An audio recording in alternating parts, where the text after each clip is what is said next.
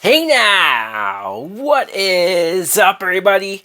My name is Mike Brown, aka Review King MB, and I am here to talk about and review Chucky Season 2, Episode 3, entitled Hail Mary.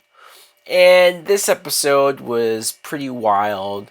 Ironically, though, it was a lot more focused than episode 2 because we were not going back and forth between the main cast at the Catholic school and the Tiffany, Nika stuff. We didn't get any Tiffany and Nika stuff, which is kind of unfortunate because we know that, Glenn and Glenda showed up there, and of course they're going to make us wait to see finally Glenn and Glenda. But in this episode, we see that a lot of craziness went on last week as far as the new Chucky doll coming to the school, and he was there to mainly take pictures and sort of watch over the kids and take notes on what they were doing.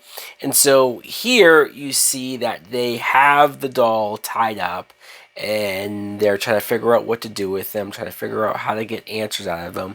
It's Jake's idea to brainwash the Chucky doll. Now, at first, I was like, is this really gonna work? Like, is this a real thing? And even watching them try to brainwash this doll and having him tied to a chair and watch nothing but violent movies and violent scenes, I kind of thought to myself, wait, we're going to put a serial killer in front of a bunch of violent scenes and images, and that's supposed to make them not be violent anymore?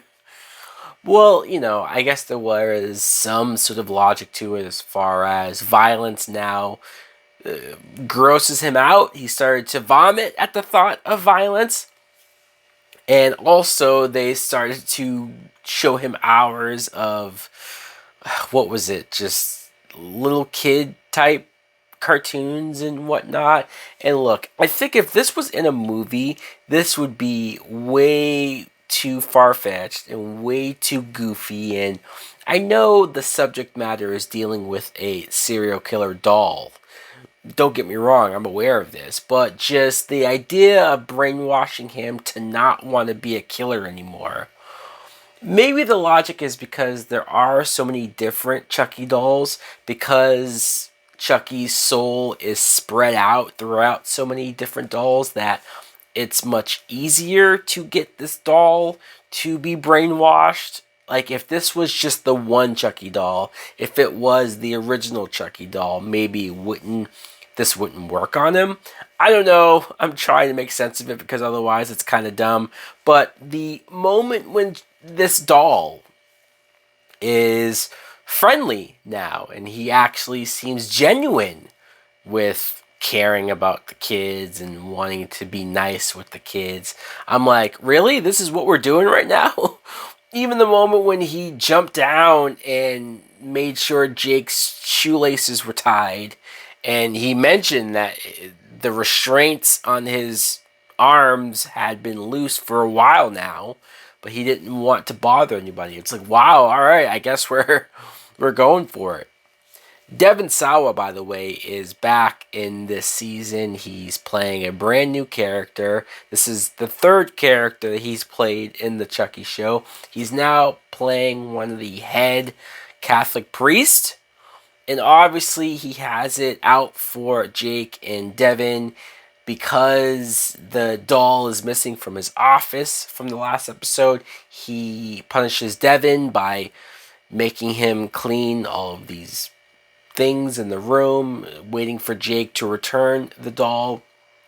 He even at one point catches Devin and Jake kissing. So, yeah, I'm going to guess that he's not going to be cool with that. Although, Catholic priest, I don't know. You never know. Now, we got introduced last week to this brand new character, Nadine, who she very quickly saw Chucky in his full form, and so now she's in on it. She's in on the secret. She's in on helping Jake, Devin, and Lexi figure things out and deal with Chucky. They all even take turns watching this doll in the room, even though don't they all have classes at the same time, or maybe each of them are willing to skip a class, but it has to be at certain times. In any event, I do like that there's a new character involved in this. I do like this Nadine character. She's a little goofy and quirky, but I think they needed a little spice to the group. And let me just go right now. Let me just say this. The actress that plays Lexi, I probably should have looked up her name. I probably should have already known her name now because it's her second season. But she is the best actor on this show right now. I mean, I don't want to say that she's better than the adult actors, but just as far as what she's given for material and what she's able to do, just her abilities as an actress this young, and compared to Jake and Devin, I just think Lexi is leaps and bounds better than the other actors. I mean, seeing her not only struggle with this drug addiction, struggle with, like, she's shaking at times when she's sort of going through withdrawals and she's trying to hide it from the rest of the group and she's dealing with it. There was even one scene where I'm just going to call him Asshole Face. I think his name was Trevor, but he was a bully of Lexi from the past, and I guess she had a hand on getting this kid locked up at this school a while ago, and now he has it out for her, and now he's watching over her. There's a moment where he even catches her taking the pills, and he's sort of trying to use that on her and hint that he might blackmail her or something. And yes, I'm just going to call him Asshole Face. And there's a moment where she comes into the room with Jake and Devin, and she wants to tell them what's going on, but because they're busy arguing and sort of going back and forth on what to do with Chucky and what their next move should be, they don't really pay attention to her. And she has a moment where she sits on the bed and just kind of goes like, "Oh, well, yeah, my day was great, guys. You know, the Trevor is being a complete dick, and I'm dealing with this and that, but no one's listening to her, you know, and like you feel really bad for her." And the scene when she goes into the bathroom and she's just like freaking out and she drops the pill down the drain and she's just sort of closing herself off. Luckily, Nadine came in at some point to comfort her. But even the moment where they're both just sitting there and Nadine says, like, "I'm going to be your friend. I'm going to be here for you." And Lexi says she doesn't want to face the public yet. Like, I'm telling you, this is... for everything else that's sort of goofy and silly with the show, and I kind of hate saying this, but it's kind of true, right? As boring and uninteresting as Jake and Devin are as characters, I think Lexi is leaps and bounds. I think she should end up eventually becoming the, like, real main character. I think she's that strong.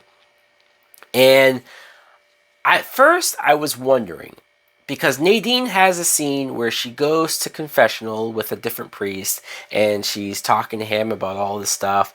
And then Chucky goes into the cupboard with the priest and strangles him, kills him. And so you're supposed to think, oh shit, the brainwashing didn't work, or it wore off, and Chucky is, in fact, a killer now, back to being a killer. And it's like, oh no, what are we going to do now? And then you see that the Chucky doll goes into Devin Sawa's office. And so Devin's off the hook, off of the punishment.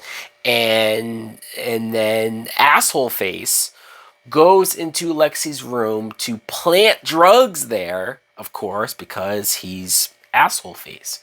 And then they don't show you the Chucky doll, but you hear the Chucky doll enter the room, and he punches the fuck out of Asshole Face, like blood coming out of his mouth. And at first I was like, wait, a Chucky doll did this? Huh? And then you see that, did he punch a hole through Asshole Face's chest? I guess so. So now Asshole Face is dead. I can't say I'm sorry to see him go. To be honest, I'm glad to see him go. And then they have to freak out and hide the body from the wellness check that the nuns are doing. And then you see that, I guess, brainwashed Chucky is really a good guy doll. and it's like a Hulk Chucky doll. That was the one that showed up, and well, I'm not sure. Was the Hulk Chucky the one that killed the priest, strangled him? Was that him as well? Because that looked like just a regular Chucky doll.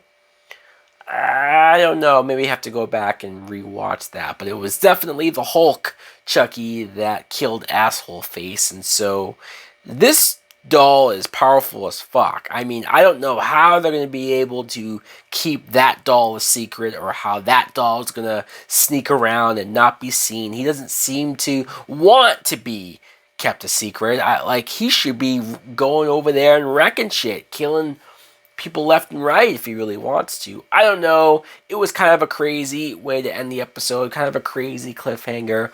This show is borderline on it might be going off the rails. I don't know.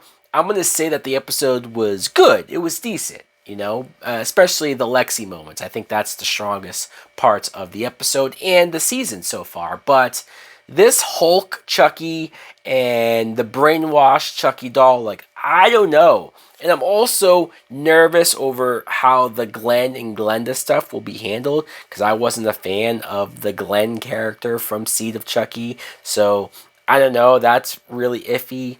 Nika is working with Chucky inside of her head to eventually go against Tiffany. This is a lot of crazy, crazy shit. Now, it's not boring. There's clearly a whole lot of fucked up shit going on, so that's a good thing. But it might go off the rails. It might end up being too ridiculous and too crazy for me.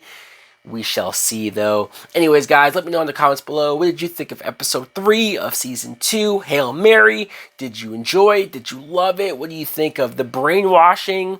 What do you think of the Hulk Chucky? What do you think of Lexi's drug addiction? Thanks for watching. Like, comment, subscribe. Later!